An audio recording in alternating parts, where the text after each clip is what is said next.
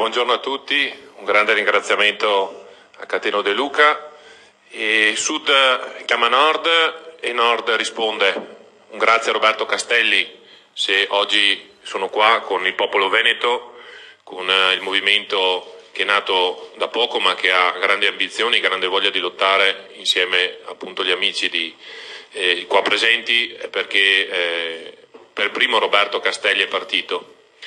Ma oggi è un qualcosa in più, probabilmente, nel senso che oggi oserei dire che il Regno delle Due Sicilie chiama e la Repubblica Serenissima risponde, o al meglio le terre della Repubblica Serenissima. Quindi è un grande onore, un piacere essere qua, perché ci sono molte battaglie valoriali, identitarie, di sovranità, a difesa di molte categorie che non si sentono assolutamente rappresentate, si sentono abbandonate. Vediamo quello che succede con gli agricoltori, vediamo quello che succede con l'immigrazione, quindi è una sfida anche a chi diceva delle cose e poi nei fatti non ha fatto assolutamente nulla per farle, anzi ha tradito, come è stato giustamente detto, le aspettative.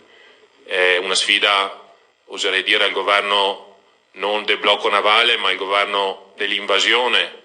È una sfida in Europa che gli agricoltori appunto dimostrano che non rappresenta più le istanze dei popoli europei e quindi non si poteva stare a guardare, non si poteva fingere che le elezioni europee fossero un qualcosa dove magari il 50-60% delle persone non vanno a votare perché non trovano nessuna rappresentanza alternativa, ma invece questa alternativa la dobbiamo dare portando avanti anche istanze tradite che riguardano i nostri movimenti in particolar modo e quindi oserei dire non solo la questione dell'autonomia ma del federalismo. Nessuno più ne parla, uno Stato federale, quante lotte sono state fatte in tutti questi anni, però di fatto non si è mai arrivati a quel traguardo, a quella visione di paese che dia la giusta dignità sia al nord che al centro che al sud.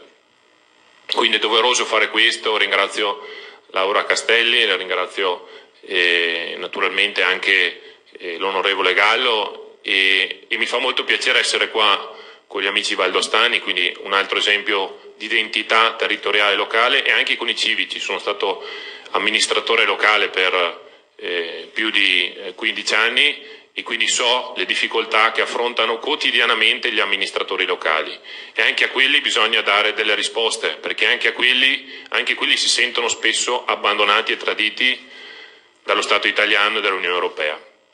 Quindi vi ringrazio e avanti con la battaglia. Chiederei a Davide